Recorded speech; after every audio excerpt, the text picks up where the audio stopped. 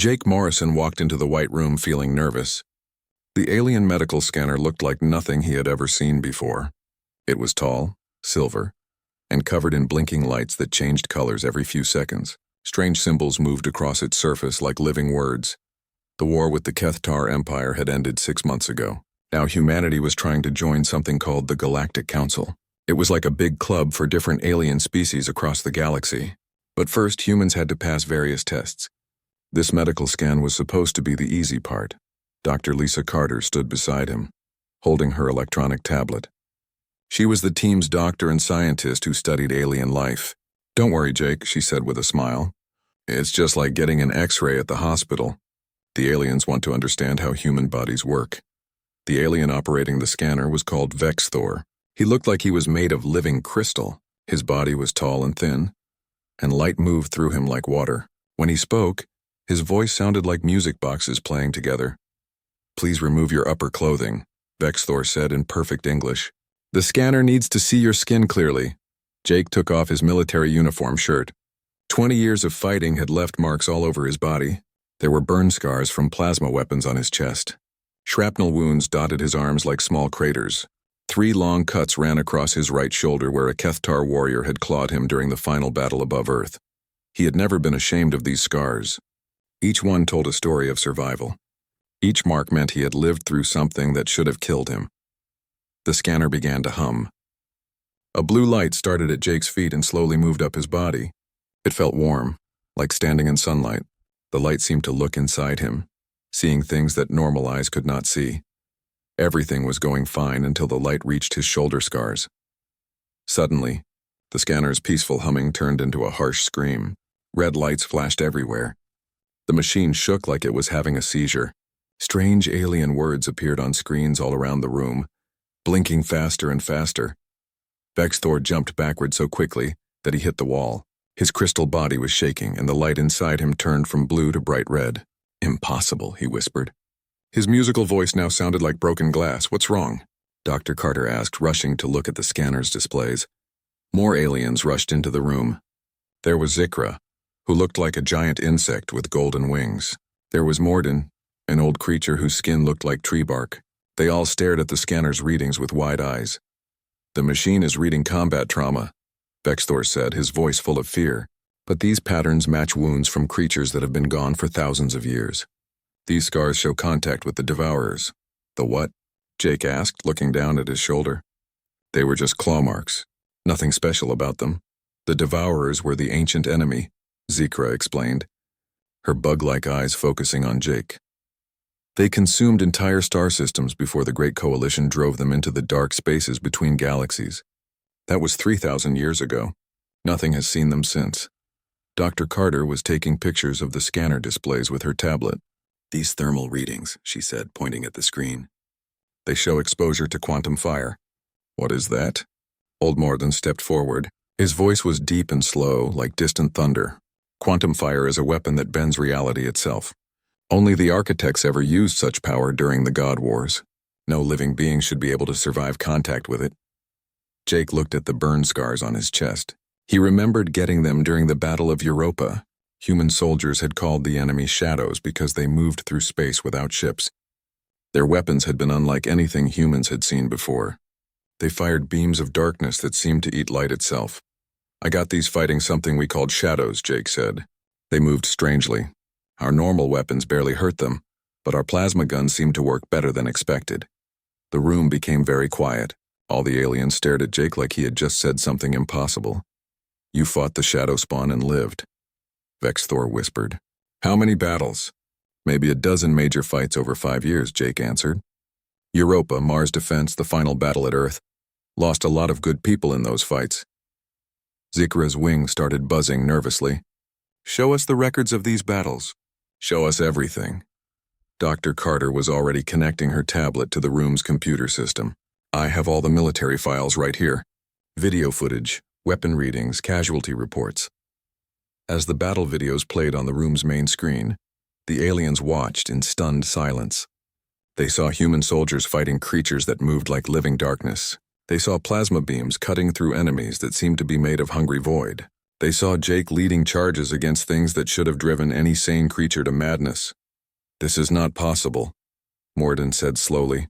"Every species that has encountered the Devourers has either fled or fallen to insanity. Yet these humans fight them as if they were normal enemies. Look at their formation patterns." Zikra pointed at the screen. "They are naturally countering void manipulation techniques. How do they know to do this?" Jake watched himself on the screen fighting beside soldiers who were now dead. "We didn't know we were doing anything special. We just did what worked." The scanner was still making noise, still flashing red lights. It had been designed to catalog normal biological data, not to analyze scars from weapons that should not exist. "We need to contact the Council immediately," Bexthor said. "This changes everything. If the Devourers are returning and if humans can actually fight them." He did not finish the sentence, but Jake could see hope starting to grow in the alien's crystal features. Dr. Carter looked at Jake with new understanding. "The war we thought we won," she said quietly. "We weren't fighting the real enemy at all, were we?" Jake touched his shoulder scars. Somewhere in the back of his mind, he remembered Lieutenant Ben Parker's last words at Europa. "The hungry dark is coming back." Jake had thought it was just battle shock talking. Maybe it had been something else entirely. The emergency meeting happened so fast that Jake barely had time to put his shirt back on. Within 2 hours, he found himself sitting in the biggest room he had ever seen. The Galactic Council chamber was huge, with seats arranged in circles that went up to the ceiling like a giant stadium. Representatives from dozens of alien species filled the seats. Some looked like crystal beings like Vexthor. Others were more like plants or insects or things that Jake could not even describe. All of them were staring at him and Dr. Carter like they were looking at ghosts. Elder Morden stood at the center of the room. His ancient voice echoed off the walls as he spoke. "Council members, we face a situation that we hoped would never come. The Devourers have returned."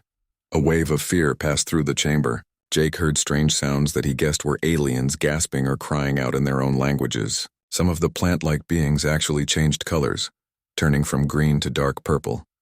"The human before us bears scars that prove contact with shadow spawn," Morden continued.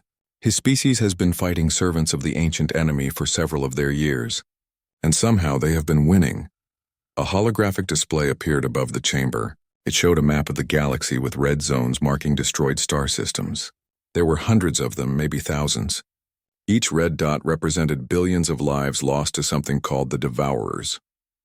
3,000 years ago, Morden explained, the Devourers came from the dark space between galaxies. They consumed everything in their path. Entire civilizations vanished overnight. Planets were left as empty husks drifting in space. Jake looked at the map and felt sick. So many dead worlds, so much destruction. The only force that could stand against them were beings we called the Architects, another alien said.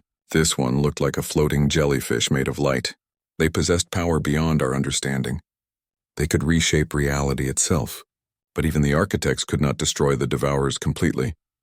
Dr. Carter raised her hand like she was in school. "What happened to them?" "The Architects, I mean." "They sacrificed themselves to drive the Devourers back into the void," Vexthor answered. "The war lasted for centuries. Entire star systems became battlefields. In the end, the Architects used their own life force to create barriers that would keep the Devourers away. But barriers can weaken," Morden said sadly. "And now they have." Jake was starting to understand. "The things we call shadows. They're scouts, aren't they? Testing our defenses?" "Precisely," said Zikra. "The shadow spawn are the smallest servants of the Devourers. They come first to see if a system is worth consuming. Usually any contact with them drives the local species to madness or causes them to flee." A new alien stood up. This one looked like a large cat covered in blue fur. But humans did neither. They fought back. And according to these battle records, they won every major engagement. The chamber filled with excited chatter as aliens discussed this information in their various languages. Jake could not understand the words, but he could hear amazement in their voices. Dr. Carter was taking notes on her tablet. "Can you show us more about these Devourers?" "What do they actually want?" The holographic display changed, showing images that made Jake's stomach turn. The Devourers looked like holes in space shaped like living things. They had no real form, just hunger given shape. Where they touched matter, everything simply stopped existing. They consume life force itself, Morden explained. Not just killing, but erasing. When they finish with a world, it is as if that planet never existed at all. No ruins, no bones, no memory. Complete consumption. Jake thought about his fallen comrades. Is that what happened to the people who died fighting the shadows? Did they get consumed like that? No, Vexthor said, checking his scanner readings again. Your dead remained dead. They were not consumed. This means the shadow spawn you fought were only testing you, not feeding. Why would they test us? Dr. Carter asked. Old Morden's bark-like face showed what might have been a smile. Because, Dr. Carter, your species has shown something that no other race has demonstrated. You have natural resistance to their primary weapon, which is despair, Zikra answered. The Devourer's greatest power is their ability to make enemies lose hope. They project waves of pure hopelessness that break the will to fight. Most species surrender or go insane within minutes of contact. Jake remembered the battles differently now. He remembered feeling a terrible sadness during fights with the shadows, like everything was pointless. But he also remembered pushing through that feeling. Human soldiers had called it battle blues, and had developed ways to support each other through the worst moments. We just thought it was normal combat stress, he said. Normal? Morden repeated. Your species considers resistance to cosmic-level despair to be normal combat stress. More excited chatter filled the chamber. Jake was beginning to understand why all these aliens were looking at humans like they were some kind of miracle. A new voice spoke from high up in the chamber. It belonged to something that looked like a living star. Show us the tactical patterns. Show us how humans fight these creatures. Dr. Carter connected her tablet to the chamber's display system. Battle footage from Europa filled the air above them. Jake watched himself and his unit moving in formation against the shadows. Look at their positioning, the star being said. They naturally form defensive patterns that disrupt void manipulation. How do they know to do this? We don't, Jake answered honestly. We just did what felt right. The chamber fell silent. Finally, Zikra spoke in a whisper. What felt right to you was perfect anti-devourer tactics. Your species has evolved to fight an enemy you never knew existed. Jake looked around the vast chamber at all the alien faces staring at him. For the first time, he understood what was happening. Humanity was not just joining the Galactic Council as another member species. They were being seen as something much more important. They were being seen as hope. For 3 days, Jake barely left the medical scanning chamber. Teams of alien scientists took turns studying every scar on his body. They asked him to remember every detail of every battle he had ever fought. They wanted to know what humans ate, how they slept, what they thought about during combat. Dr. Carter worked alongside the alien researchers, helping translate human military concepts into terms they could understand. She had called for more human soldiers to come to the station. Veterans from the Shadow Wars were arriving every few hours. The thermal signature from your chest wounds is unlike anything in our database, Dr. Yulzen explained. He was the Council's chief military researcher, a being that looked like a walking tree with too many eyes. Quantum fire should have burned through your entire body and continued burning for years. Instead, you healed. Jake looked down at the burn scars. They were ugly, but they had closed up just like normal wounds. Human doctors said I was lucky. The beams missed vital organs. Luck had nothing to do with it, Dr. Yulson said. Your cellular structure shows adaptation to quantum energy exposure. Your DNA has been changed by contact with architect-level weapons. That was news to Jake. Changed how? Your cells can now process quantum energy instead of being destroyed by it. This adaptation would normally take millions of years of evolution. You developed it in a single lifetime of combat. More human veterans were brought in for scanning. Each one showed similar changes. Plasma burns that should have been fatal had healed cleanly. Shrapnel wounds from shadow weapons showed signs of cellular regeneration that should not have been possible. Sergeant Amy Collins had fought at Mars Defense. The scanner showed that her nervous system had adapted to resist mental attacks. Her brainwaves were different from normal humans, stronger somehow. Lieutenant Ben Foster had scars from void claws on his back. The wounds had healed in a pattern that actually strengthened his spine instead of weakening it. It's like your bodies are learning to fight back against impossible weapons, Zikra observed. Each battle makes you stronger instead of weaker. Dr. Carter was documenting everything. But why humans? What makes us special? Elder Morden had been quiet during most of the examinations. Now he spoke slowly like he was remembering something painful. During the God Wars, the architects tried to create successor species, races that could carry on the fight if they fell. Most attempts failed. You think humans are one of these successor species? Jake asked. Not exactly, Morden replied. But your homeworld, Earth, is located in a region of space where architect energy is still strong. Your species evolved in the shadow of ancient battlefields. You have been breathing quantum particles for millions of years. The implications hit Jake like a punch to the stomach.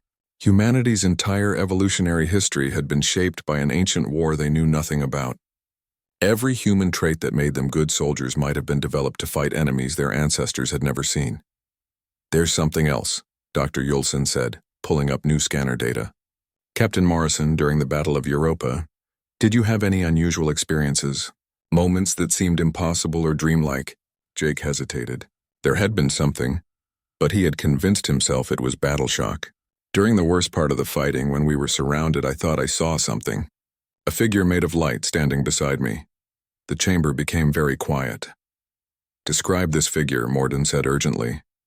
It was tall, maybe 9 feet, made of pure white light but somehow solid. It didn't speak, but I felt like it was encouraging me, telling me not to give up. When I looked again, it was gone, but somehow I knew exactly what to do to save my unit. Dr. Carter was staring at Jake with wide eyes. You never told me about this. I thought I was hallucinating, Jake said. Combat stress makes people see things. Not things like that, Vexthor whispered. You encountered an architect, a living architect during combat with Shadow Spawn. The room erupted in excited alien voices. This was apparently even more impossible than surviving quantum fire. All architects died in the final battle, Zikra said. They sacrificed themselves to create the barriers. There are no living architects. Unless, Morden said slowly, some part of them survived in the quantum field around their ancient battlegrounds, and unless contact with their chosen successor species could give them temporary form. Jake felt dizzy. Are you saying this thing was real? That I actually fought alongside some kind of ancient god? The architects were not gods, Dr. Yulson corrected. They were beings who had evolved beyond physical form. But their power was godlike, yes. More battle footage was analyzed. Other human veterans reported similar experiences. Brief glimpses of beings made of light during the worst moments of combat. Voices that seemed to come from nowhere, giving tactical advice that saved lives. Your species is not just resistant to the Devourers, Morden concluded. You are actively supported by the surviving essence of their greatest enemies. The architects may be gone, but their will to protect life continues through you. Dr. Carter was documenting everything frantically. This changes our entire understanding of human history. Every major battle, every moment when humans overcame impossible odds, could have been architect influence, Zikra finished. Your species has been guided by the ghosts of gods. Jake thought about all the wars humans had fought. All the times when defeat seemed certain, but somehow victory was achieved. All the heroes who had done impossible things in desperate moments. Why didn't they tell us? He asked. Why keep it secret? Because, Mordun said sadly. Knowledge of their true nature might have changed how humans developed. You needed to grow strong through your own efforts, to develop the will to fight without depending on outside help. The architects could only guide, not control. The scanner displays showed Jake's cellular changes in detail. His body was adapting even now, becoming more resistant to quantum effects with each scan. Dr. Carter's readings showed similar changes just from being exposed to the scanner's energy. How many humans would show these adaptations? Dr. Yulson asked. All of them probably, Dr. Carter answered. If we evolved on ancient battlefields, every human would carry the genetic markers. Jake looked around the chamber at all the alien scientists studying human data. So what happens now? What do you want from us? Elder Morden's ancient eyes met Jake's. Captain Morrison, we want to offer humanity something that has not been offered to any species in 3,000 years. We want to make you the guardians of the galaxy. The Devourers are returning in force, Zikra added. Our defensive technologies have failed. Our weapons are useless against them. But you have something we lost long ago. What's that? The ability to fight back and win. 6 months later, Jake stood on the bridge of a ship unlike anything humans had ever built. The Starship Liberty was a fusion of human engineering and alien technology, designed specifically to fight enemies that existed between realities. The ship's hull was made from crystalline metal that could bend space around itself. Human plasma weapons had been upgraded with quantum targeting systems that could lock onto shadow spawn even when they tried to phase out of normal space. The crew was mixed human and alien, working together in ways that both species were still learning. "Status report," Jake said, settling into the captain's chair.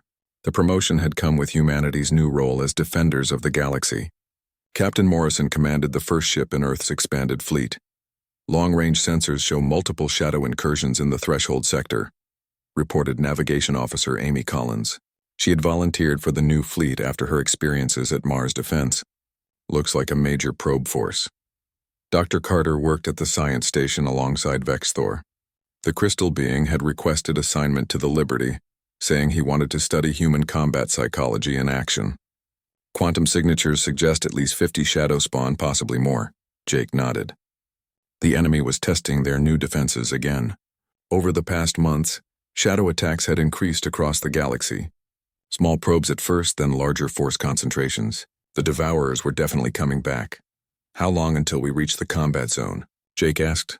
40 minutes at current speed," Zikra answered from the tactical station. Her insect-like reflexes made her an excellent weapons officer.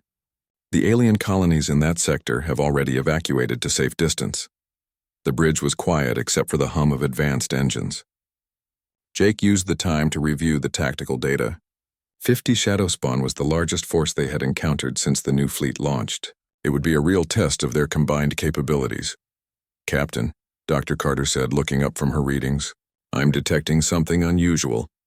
There are quantum energy spikes consistent with Architect presence." Jake felt his pulse quicken. Over the months, more human veterans had reported contact with beings of light during combat. The aliens had started calling these encounters divine assistance, though Jake still thought of them as ghostly help from ancient warriors. "Can you localize the signals?" "They seem to be concentrated around human crew members," Vexthor reported. "The quantum field is stronger near humans than near other species." Elder Morden had joined the mission as a special advisor. The ancient being rarely left his homeworld, but he had insisted on observing this battle personally. "The Architect's essence grows stronger when humans face their ancient enemy. It is as if proximity to the Devourers awakens their sleeping power." The view screen showed their destination approaching. The threshold sector was a region of space near the galactic edge, where the barriers between normal space and the void were weakest. "Perfect territory for shadow spawn incursions. Contact in 5 minutes," Collins reported. "I'm reading massive distortion patterns. The shadow spawn are definitely here in force." Jake activated the ship's communication system. "All stations prepare for combat. Remember your training. Humans, watch out for your alien crewmates. Some of you might start feeling that familiar sadness as we get closer to the enemy. That's normal. Push through it. Aliens," he continued, "stick close to human team members. Our resistance to despair effects seems to be contagious at close range. Don't be afraid to ask for help if you start feeling hopeless." This was one of the most important discoveries of the past months. Human resistance to Devourer mental attacks could actually protect nearby allies. Mixed crews were much more effective than pure human or pure alien units. "Shadow contact," Collins announced. "Multiple bogies moving in formation Delta 7. The view screen filled with darkness. Literal darkness shaped like living things. The shadow spawn moved through space like swimming fish, leaving trails of absolute blackness behind them. Where their darkness touched normal matter, stars seemed to dim and fade. "Weapons charged," Zikra reported, targeting the largest concentration. "Fire," Jake ordered. The Liberty's hybrid weapons blazed with light that seemed to push back the darkness. Human plasma technology enhanced with alien quantum crystals created beams that could actually hurt creatures made of living void. The shadow spawn writhed as the weapons struck them, their dark forms becoming unstable. But there were many of them, and they were learning. The creatures began moving in patterns designed to confuse the ship's targeting systems. Some of them phased partially out of reality, making them hard to hit. "They're adapting faster than usual," Dr. Carter observed. "These aren't just scouts. They're learning how to fight our new weapons." "Evasive maneuvers," Jake commanded. "Don't let them get close enough to use their drain attacks." The ship danced through space as shadow spawn tried to surround it. Each creature that got close enough started pulling energy directly from the ship's systems. Normal vessels would have been drained to empty hulks within minutes, but the Liberty had human crew members throughout the ship. Their natural resistance to energy drain kept the systems functioning even under direct attack. Engineers like Sergeant Foster worked alongside alien technicians to keep power flowing to weapons and shields. "Captain," Dr. Carter said urgently, "I'm reading massive quantum disturbances. Something big is coming." The space around them began to twist. Reality bent like heated metal as something enormous pushed through from the void between dimensions. What emerged was larger than any shadow spawn they had encountered before. "It's a Devourer scout," Morden said, his ancient voice filled with fear. "Not a full Devourer, but a fragment of one. If it establishes a foothold here, it will call the others." The thing was beautiful in a terrible way. It looked like a living galaxy, but made of darkness instead of stars. Where it moved, space itself seemed to decay. Planets and nearby systems began to flicker like dying candles. "All weapons target the large contact," Jake ordered. But he could see on the tactical display that their weapons were having little effect. The creature was too large, too powerful for conventional attacks. That was when Jake felt it. A familiar presence standing beside his chair. He could not see anything, but he knew something was there. The same presence he had felt during the worst moments at Europa. Around the bridge, other human crew members straightened up. Their movements became more confident, more precise. Dr. Carter's hands moved over her instruments with supernatural skill. Collins plotted evasive courses that should have been impossible to calculate so quickly. "Fire everything," Jake said, and somehow he knew exactly where to aim. The Liberty's weapons blazed with light that was more than light. Quantum fire that carried the will of ancient protectors struck the Devourer scout directly in its center mass. The creature's scream tore through space itself, a sound that would have driven normal crews insane. But the human crew members stood firm, and their strength protected their alien teammates. The Devourer scout began to collapse in on itself, its connection to the void severing under the combined assault. As it died, the smaller shadow spawn fled back into the dark spaces between stars. The battle was won. "Status report," Jake said, feeling the mysterious presence fade away. "All systems operational," Foster reported from engineering. "Minor damage to hull plating, but nothing serious." Dr. Carter was staring at her instrument readings with amazement. "Captain, during that final attack, our weapons briefly achieved energy outputs that should have been physically impossible. It's like something was amplifying our firepower." Jake smiled. He was beginning to understand that humanity was never really fighting alone. Somewhere in the quantum foam of space, ancient warriors continued their eternal battle against the darkness, and they had chosen humans as their heirs. "Set course for home," he ordered. "We have a report to make to the Council." 1 year later, Jake stood in the command center of humanity's first deep space fortress. Guardian Station orbited at the edge of known space, where the void between galaxies pressed against the barriers that kept the Devourers at bay. It was humanity's new home among the stars, and their responsibility. The station was huge, built with combined human and alien technology. Thousands of people from dozens of species worked together to monitor the dark spaces and respond to incursions. But at the heart of it all were humans, the species that could face the ancient enemy without breaking.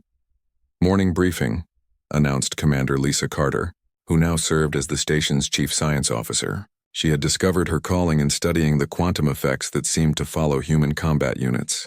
"We have 17 active monitoring stations reporting normal readings. No new shadow activity in the past 8 hours. Jake nodded from his position at the central command table. Around him, holographic displays showed the entire galactic edge. Green dots marked safe zones. Yellow indicated areas under watch. Red meant active Devourer presence. There were fewer red dots than there had been 6 months ago. The joint human-alien fleet was actually winning the war. "Fleet status?" Jake asked. 47 ships operational, reported Captain Amy Collins, who commanded the patrol squadron. "The new hybrid designs are performing better than expected. Human crews are adapting to alien technology faster than we predicted, and alien crews are learning to work with human intuition," added Zikra, who now served as tactical coordinator for mixed species units. "The combination is proving very effective." It had taken time to develop the partnership. Humans had to learn to trust alien technology they did not fully understand. Aliens had to learn to trust human instincts that seemed to come from nowhere. But when it worked, the results were amazing. Human intuition guided by alien precision. Alien technology powered by human determination. Together they could do things that neither species could accomplish alone. Any word from the Deep Scouts? Jake asked. Dr. Carter pulled up new data. The exploration ships have pushed further into void space than anyone has gone since the God Wars. They're mapping devourer positions and tracking movement patterns. The news is both good and bad. The main display changed to show the space between galaxies. It was mostly empty, but there were dark clusters that marked devourer strongholds. Some of those clusters were enormous, containing enough creatures to devour entire galaxy clusters. The bad news is that there are more of them than we estimated, Dr. Carter continued. Millions of devourers sleeping in the deep void, waiting for the barriers to weaken enough for full invasion. Jake felt cold looking at those numbers.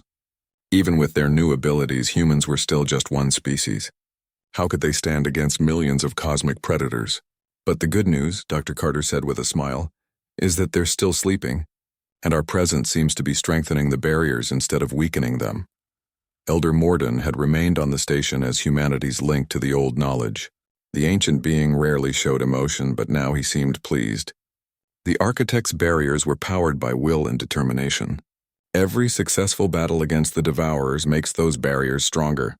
You mean we're not just fighting them, Jake said. We're actually repairing the ancient defenses? More than that, Vexthor said from his position at the quantum monitoring station. Each time humans engage devourers in combat, the quantum signature of architect presence grows stronger. You are awakening powers that have been dormant for millennia. Jake thought about all the battles over the past year. Each one had felt easier than the last, as if the crew was learning to work with invisible allies. Human soldiers reported feeling guided during combat. Engineers found solutions to problems they should not have been able to solve. Scientists made discoveries that advanced their understanding by decades in a matter of weeks. Are we becoming more like the architects? Dr. Carter asked. No, Morden replied. You are becoming something new. The architects fought with power. You fight with courage. Power can be depleted, but courage grows stronger with each victory. An alarm chimed softly through the station. Jake looked at the tactical display and saw new red dots appearing at the galactic edge. A major incursion was beginning. Contact the fleet, Jake ordered. All available ships to respond. This looks like the biggest assault yet. As crews rushed to their stations, Jake felt the familiar presence that had guided him through so many battles. But it was different now. Stronger, more solid. The ghostly help was becoming something more real. Captain, Dr. Carter said urgently, I'm reading quantum signatures unlike anything we've seen before. It's as if the barriers themselves are responding to this attack. The main view screen showed space twisting near the void boundary. Cracks of light appeared in the darkness as something enormous tried to push through from the other side. But instead of devourers, what emerged was made of pure radiance. Architect manifestation, Vexthor whispered. Impossible. They're actually taking physical form. The being of light was beautiful beyond description. It stood taller than a starship, made of quantum fire that sang with harmonic frequencies. When it moved, reality rippled around it like water, but it was not alone. More figures of light appeared throughout the battle zone. Some stood beside human ships, others took positions at key defensive points. They were no longer just ghostly guides. They had become active participants in the war. Fleet report, Jake commanded. All ships responding perfectly, Collins said with amazement in her voice. It's like every crew member knows exactly what to do without being told. Our effectiveness has increased by 300%. The battle that followed was unlike anything in recorded history. Human courage powered by architect knowledge met the devourer assault head-on. Where darkness tried to consume light, light pushed back with interest. Shadow spawn that had seemed unstoppable before were destroyed with ease. But the most amazing thing was what happened to the humans themselves. Jake could see on the medical monitors that every human in the fleet was changing. Their quantum signatures were shifting, becoming more like the architects while remaining fundamentally human. We're evolving, Dr. Carter said with wonder. Not into architects, but into something that can work alongside them. A bridge between mortal determination and cosmic power. The battle ended with complete victory. Not a single shadow spawn escaped back to the void. The barriers at the galactic edge were stronger than they had been in centuries. Status of the deep void? Jake asked. Dr. Carter checked her long-range sensors. Several Devourer clusters are actually retreating, moving further away from our galaxy. It's like they're afraid. They should be, Morden said with satisfaction. For the first time since the God Wars, they face an enemy that grows stronger with each battle instead of weaker. Jake looked around the command center at the mixed crews working together. Humans and aliens united in purpose. Behind them, barely visible but definitely real, stood figures of light that had once been gods. "What happens now?" he asked. "Now," Morden said, "you do what architects could not. You carry the fight to them. You take back the dark spaces and restore light to the void." Jake felt the weight of that responsibility, but also the strength to bear it. Humanity had found its place in the galaxy not as conquerors or diplomats, but as guardians, protectors of life against the hungry darkness. Around him, his crew prepared for the next mission. There would always be another battle, another threat to face, but they no longer faced it alone. In the quantum foam of space, ancient warriors stood ready to fight beside their chosen heirs. And in the hearts of humans throughout the galaxy, courage burned bright enough to light the way through any darkness. The war was far from over. But for the first time in 3,000 years, the forces of light were winning.